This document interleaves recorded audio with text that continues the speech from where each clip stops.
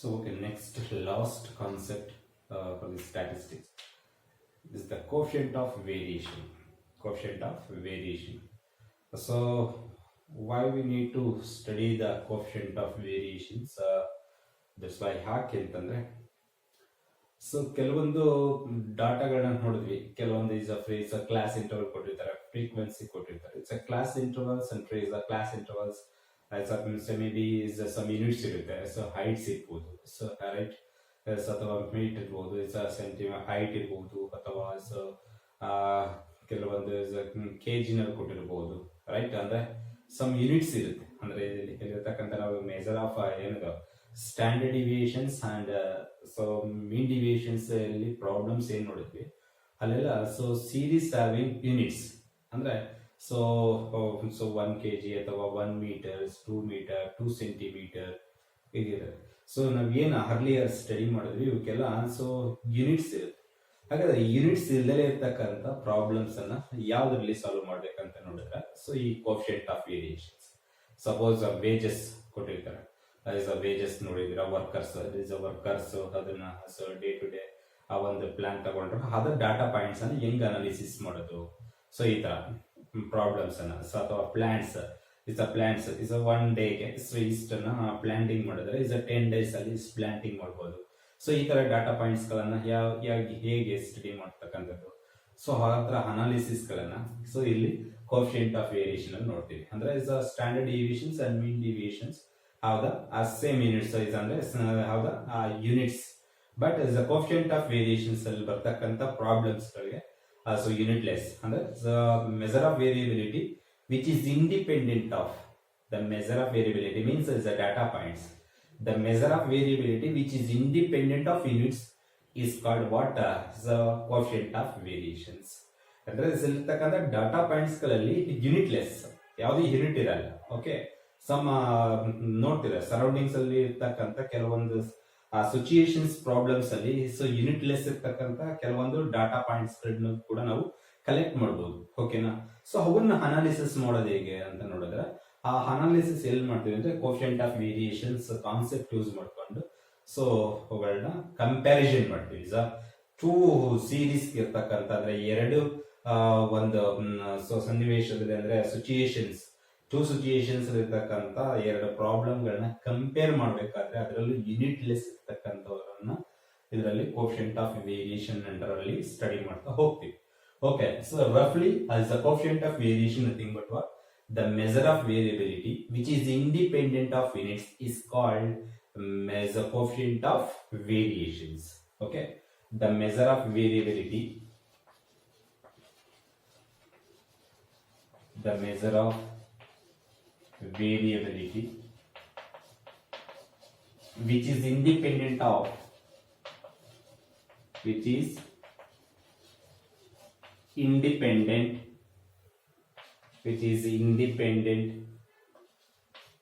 independent of units is called what? So coefficient of variation is the coefficient of variation, coefficient of variations, and it's simply denoted by CV, means coefficient of variations. So this is the theoretical definitions. In mathematically, the coefficient of variation is defined as is equal to sigma divided by so mean for the data points into 100 into 100. This is the coefficient of variation. This is the coefficient of variations. This is very very important. So standard deviation, sigma means what? Standard deviation. So divided by x bar into 100 is what? Is the coefficient of variations. This is very very important. 2 marks problems anna so ಕೇಳ್ತಾರೆ ಇಲ್ಲಿ ನಿಮಗೆ 7 marks ಹೇಳಿದ್ನಲ್ಲ. So 5 marks mean deviation about mean for continuous frequency distribution ಬೇಕಾದ್ರೆ ಬರ್ಕೋಬಿಡಿ, ಅಲ್ಲೇ ಬರೋ problem. Next ಇನ್ನೊಂದು problems 2 marks ಖಂಡಿತ 100% coefficient of variation ಮೇಲೆ ಬರುತ್ತೆ. ಓಕೆ, ಸೊ ಇಲ್ಲಿ ಎರಡು ಸೀರೀಸ್ ಕೊಟ್ಟಿರ್ತಾರೆ. So they are given 2 series. The corresponding standard division ಕೊಟ್ಟಿರ್ತಾರೆ, ಮೀನ್ ಕೊಟ್ಟಿರ್ತಾರೆ. ಸೊ ಕ್ಯಾಲ್ಕುಲೇಟ್ ಮಾಡಬೇಕು, ಕಂಪೇರ್ ಮಾಡಬೇಕು. ಹಾಗಾದ್ರೆ ಕಂಪೇರ್ ಮಾಡೋದು ಹೇಗೆ? ಸೊ 2 ಸೀರೀಸ್ ಕೊಟ್ಟಿರ್ತಾರೆ. ಸೊ ಪ್ರತಿ ಒಂದು ಸೀರೀಸ್ಗೂ ಒಂದು ಸ್ಟ್ಯಾಂಡರ್ಡ್ ಡಿವಿಷನ್ಸ್ ಇರುತ್ತೆ, ಒಂದು ಮೀನ್ ಇರುತ್ತೆ. ಓಕೆನಾ? Suppose they are given 2 series, so 2 observations.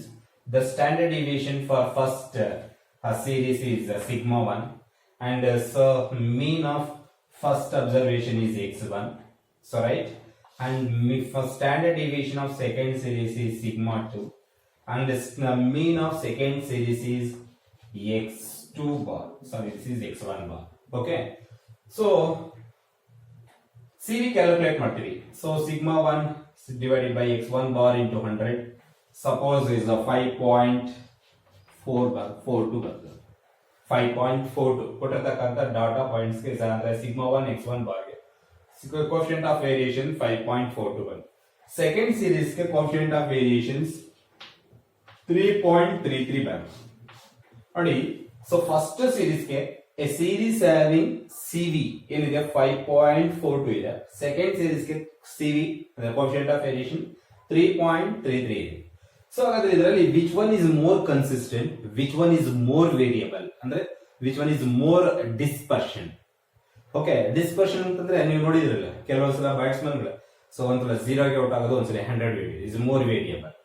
But some batsman ಏನ್ ಮಾಡ್ತಾರೆ, ಅವರೇಜ್ ಸೊ ನೋಡ್ಕೊಂತ ಹೋಗ್ತಾರೆ. ಅಂದ್ರೆ ಸೊ ಇದರಲ್ಲಿ 20 ಹೊಡೆದ್ರೆ ನೆಕ್ಸ್ಟ್ ಅಲ್ಲೂ 20, ನೆಕ್ಸ್ಟ್ ಅಲ್ಲೂ 21, ಸೊ ಅಥವಾ 18, 17 ಅಂದ್ರೆ ಇಸ್ ಕನ್ಸಿಸ್ಟೆಂಟ್. ಹೌದಾ? ಸೊ ಇಲ್ಲಿ ನೋಡಿ, series having greater coefficient of variations is said to be more variable.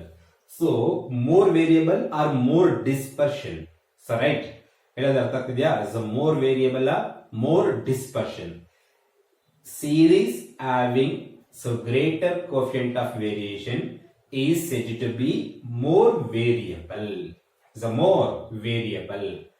Okay, a series having lesser coefficient of variation is said to be more consistent.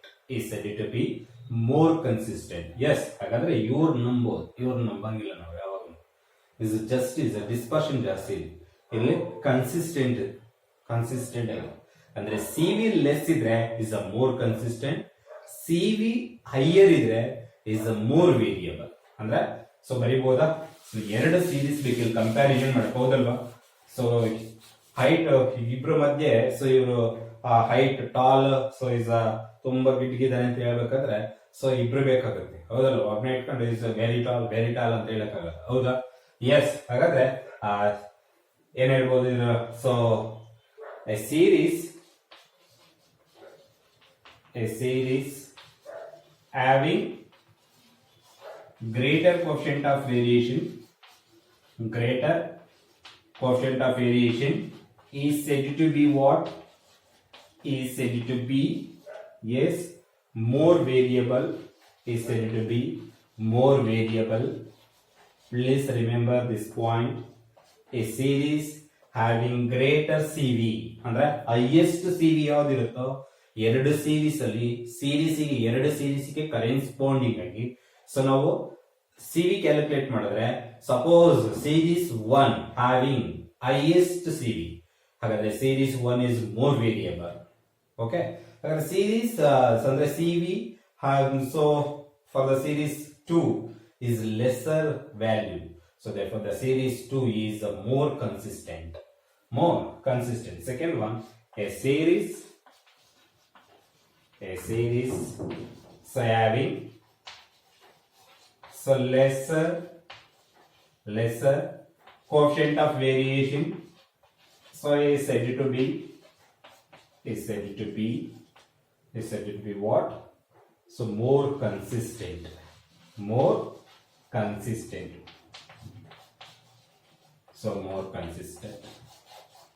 Yes, this is about so coefficient of variations. ఇప్పుడు ನಿಮಗೆ ಗೊತ್ತಿದೆ coefficient of variations ಅನ್ನ ಯಾವಾಗ ನಾವು study ಮಾಡ್ತೀವಿ ಅಂತ already explain ಮಾಡಿದ್ದೀನಿ. ಅದರಲ್ಲಿ ಎರಡು ಸೀರೀಸ್ ಗಳನ್ನ ಕಂಪೇರ್ ಮಾಡೋದು ಹೇಗೆ ಅಂತ ಕೂಡ ಯಾವ ಬೇಸಿಸ್ ಮೇಲೆ ಅಂತ ಹೇಳಿದೀನಿ. ಸಿವಿ ಆಧಾರವಾಗಿ ಇಟ್ಕೊಂಡು ಅಂದ್ರೆ ಸಿ ವಿ ನ ರೆಫರೆನ್ಸ್ ಆಗಿ ಇಟ್ಕೊಂಡು ಅಂದ್ರೆ ಸಿ ವಿ ವ್ಯಾಲ್ಯೂಗಳನ್ನ ರೆಫರೆನ್ಸ್ ಆಗಿ ಇಟ್ಕೊಂಡು ಸೊ ನಾವೇನ್ ಮಾಡ್ತೇವೆ, ಸೊ ಎರಡು ಸೀರೀಸ್ ಅನ್ನ ಕಂಪೇರ್ ಮಾಡ್ತಾ ಹೋಗ್ತೀವಿ. ಅಂದ್ರೆ ಎರಡು ಅಬ್ಸರ್ವೇಷನ್ಸ್ ಅನ್ನ ಕಂಪೇರ್ ಮಾಡ್ತಾ ಹೋಗ್ತೀವಿ. ಅರ್ಥ ಆಗ್ತಿದ್ಯಾ? ಸಪೋಸ್ ಇಲ್ಲಿ ಅಬ್ಸರ್ವ್ ಮಾಡಿ, suppose mean of the two series will be same. Mean of the two series. So ಇಲ್ಲಿ ಎರಡು ಸೀರೀಸ್ಗೂ ಕೂಡ ಮೀನ್ ಸೇಮ್ ಬಂತು ಅನ್ಕೋ. ಎರಡು ಸೀರೀಸ್ಗೆ ಎರಡು ಸೀರೀಸ್ ಕೊಟ್ಟಿದ್ದೀನಿ, ಎರಡು ಸೀರೀಸ್ಗೂ ಕೂಡ ಇಸ್ ಅ ಮೀನ್ ಸೇಮ್ ಬಂತು ಅನ್ಕೋ. So right, so mean of first series, mean of second series. So this is a B2, this is a A1. This is a A1 means first series, so B2 is second series. First series ಅಲ್ಲಿ so mean calculate ಮಾಡಿದ್ರೆ x bar ಬಂದಿದೆ, ಅಂದ್ರೆ suppose 3 ಬಂದಿದೆ. So second series ಅಲ್ಲೂ so mean calculate ಮಾಡಿದ್ರೆ 3 ಬಂದಿದೆ. ಹಾಗಾದ್ರೆ CV value so use ಮಾಡಿಕೊಂಡು ಸೊ ನಾವು ಕಂಪೇರ್ ಮಾಡಬಹುದಾ ಎರಡು ಸೀರೀಸ್ ನ, ಅಥವಾ ಬೇರೆ ರೀತಿನ ಸೀರೀಸ್ ಅನ್ನ ಕಂಪೇರ್ ಮಾಡಬಹುದಾ ಅಂತ ನೋಡಿದ್ರೆ ನೋಡಿ. ಸೊ ಫಸ್ಟ್ ಸೀರೀಸ್ ಗೆ ಸ್ಟ್ಯಾಂಡರ್ಡ್ ಡಿವಿಯೇಷನ್ ಸಿಗ್ಮಾ 1 ಬಂದಿದೆ, ಸೆಕೆಂಡ್ ಸೀರೀಸ್ ಗೆ ಸ್ಟ್ಯಾಂಡರ್ಡ್ ಡಿವಿಯೇಷನ್ ಸಿಗ್ಮಾ 2 ಬಂದಿದೆ. So coefficient of variation for the first series is defined as sigma 1 divided by x bar into 100. So next coefficient of variation for the second series is equal to sigma 2 divided by x bar into 100 into 100. So ಇವಾಗ coefficient of variation ಇಲ್ದಾಗೇನೆ ಯಾವಾಗ mean same ಬಂದಾಗ coefficient of variation ಹೇಳಿದ್ರೆ standard deviation ಬಗ್ಗೆ ಮಾತಾಡಿದ್ರೆ ಸಾಕು. So ಎರಡು series ನ compare ಮಾಡಿದಂಗ ನೋಡಿ. ಇವಾಗ ಸೊ ಎಕ್ಸ್ ಬಾರ್ ಸೇಮ್ ಇದೆ ಎರಡರಲ್ಲೂ. ಈ ವ್ಯಾಲ್ಯೂ ಹೈಯೆಸ್ಟ್ ಬರೋದು ಯಾವಾಗ? ಇವಾಗ ಇಲ್ಲಿ ಎಕ್ಸ್ ಬಾರ್ ಫಿಕ್ಸ್ ಆಗಿದೆ 3. ಹಾಗಾದ್ರೆ ಇದು ವ್ಯಾಲ್ಯೂ ಹೈಯೆಸ್ಟ್ ಬರೋ ಯಾವಾಗ ಇಲ್ಲಿ? ಸೊ ಸಿಗ್ಮಾ 1 ವ್ಯಾಲ್ಯೂ ಹೈಯೆಸ್ಟ್ ಆದಂಗೆಲ್ಲ ಸೊ ಇದು ಟೋಟಲ್ ವ್ಯಾಲ್ಯೂ ಹೈಯೆಸ್ಟ್ ಆಗ್ತಾ ಹೋಗುತ್ತೆ. ಕರೆಕ್ಟಾ? ಅಂದ್ರೆ a series having greater standard deviations, a series having greater standard deviation is said to be more variable. ಯಾಕೆ? So standard deviation highest value ಬಂದ್ರೆ CV ಏನಾಗುತ್ತೆ? Highest value ಬರುತ್ತೆ. ಹಾಗಾದ್ರೆ CV ಹೈಯೆಸ್ಟ್ ವ್ಯಾಲ್ಯೂ ಬರ್ತದೆ ಅಂದ್ರೆ ಸೊ ಆ ಸೀರೀಸ್ ಏನಂತ consider ಮಾಡಬಹುದು? Is more variable or more dispersion ಅಂತ ನಾವು ಕನ್ಕ್ಲೂಡ್ ಮಾಡಬಹುದು. ಕರೆಕ್ಟಾ? ಸಮರೈಟ್? ಎಸ್. ಹಾಗಾದ್ರೆ coefficient of variation is highest value ಅಂತ ಹೇಳಬಹುದು. ಸೊ ಯಾವಾಗ ಮೀನ್ ಸೇಮ್ ಇದ್ದಾಗ standard deviation is highest value, ಅಂದ್ರೆ series having a greater standard deviation is said to be more variable. That is the consistent ಹೇಳ್ಬೇಕಾದ್ರೆ a series having highest the least standard deviation, a series having lesser standard deviation is said to be as the more consistent, because so sigma 2 lesser value ಆದಂಗೆಲ್ಲ so either sigma 1 or sigma 2 lesser ಆಗಬಹುದು, so higher ಆಗಬಹುದು. ನಾನು just explain ಮಾಡ್ತಾ ಇದ್ದೀನಿ. Sigma 2 is lesser value, ಹಾಗಾದ್ರೆ total will be total value will be lesser. ಅಂದ್ರೆ denominator value so decrease ಆದಾಗೆಲ್ಲ so total value ಏನಾಗುತ್ತೆ? Decrease ಆಗುತ್ತೆ. ಹಾಗಾದ್ರೆ ಸೊ ನ್ಯೂಮರೇಟರ್ ವ್ಯಾಲ್ಯೂ ಇನ್ಕ್ರೀಸ್ ಆದಾಗೆಲ್ಲ ಸೊ ಟೋಟಲ್ ವ್ಯಾಲ್ಯೂ ಏನಾಗುತ್ತೆ? ಇನ್ಕ್ರೀಸ್ ಆಗುತ್ತೆ. ಯಾವಾಗ? ಸೊ ಡಿನಾಮಿನೇಟರ್ ವ್ಯಾಲ್ಯೂ ಫಿಕ್ಸ್ ಆದಾಗ. ಇಲ್ಲೇನಾಗಿದೆ? X bar fixed for the two series. ಹಾಗಾದ್ರೆ ಸೊ ಈ ಎರಡರಲ್ಲೂ ಕೂಡ ನಾವು ಇವಾಗ ಜಸ್ಟ್ ಸ್ಟ್ಯಾಂಡರ್ಡ್ ಡಿವಿಯೇಷನ್ ಬಗ್ಗೆ ಸೊ ಡಿಸ್ಕಸ್ ಮಾಡಿದ್ರೆ ಸಾಕು, ನಾವು ಕೋಎಫಿಷಿಯಂಟ್ ಆಫ್ ವೇರಿಯೇಷನ್ ಡಿಸ್ಕಸ್ ಮಾಡೋದೇ ಬೇಕಾಗಿಲ್ಲ. ಸೊ ಯಾವಾಗ ಇಲ್ಲಿ mean for the two series same ಇದ್ದಾಗ ಮಾತ್ರ. ಓಕೆ, ಹಾಗಾದ್ರೆ ಈ ಎರಡು ಪಾಯಿಂಟ್ ಅನ್ನ ನಾವು ಅಬ್ಸರ್ವ್ ಮಾಡಬಹುದಾ? ಎಸ್. ಹಾಗಾದ್ರೆ so mean of the two series are same. So ಹಾಗಾದ್ರೆ ಸೊ ನಾವು more variable and more consistent ಅನ್ನ ನಾವೇನ್ ಹೇಳ್ತಾ ಇದ್ವಿ? ಸಿವಿನೇ ನೋಡ್ಕೊಂಡು ಹೇಳ್ತಾ ಇದ್ವಿ. ಇವಾಗ ಸ್ಟ್ಯಾಂಡರ್ಡ್ ಡಿವಿಯೇಷನ್ ನೋಡ್ಕೊಂಡು ಹೇಳ್ಬೋದಾ? Yes. A series having greater standard deviation is said to be more variable. ಇಲ್ಲಿ ಬರ್ದಿನಲ್ಲ ಸೆಂಟೆನ್ಸ್, ಅದನ್ನ ಈಗ ಚೇಂಜ್ ಮಾಡಬಹುದಲ್ಲ? A series having greater standard deviation is said to be more variable. Second one, a series having lesser standard deviation is said to be more consistent. When so mean of the two series will be same. ಎರಡು series ನ ಮೀನ್ same ಇದ್ದಾಗ ಮಾತ್ರ so ಈ ಒಂದು ನಾನು ಏನು explain ಮಾಡಿದೆ ಅದು ಅಪ್ಲಿಕೇಬಲ್ ಆಗುತ್ತೆ. ಅವ್ರಿಗೆ ಕ್ಲಿಯರ್? ಇದ್ರ ಮೇಲೆ ಸಿಂಪಲ್ ಪ್ರಾಬ್ಲಮ್ ಇದಾವೆ, ಅವುಗಳನ್ನ ಡಿಸ್ಕಸ್ ಮಾಡೋಣ ಒನ್ ಬೈ ಒನ್. ಓಕೆ.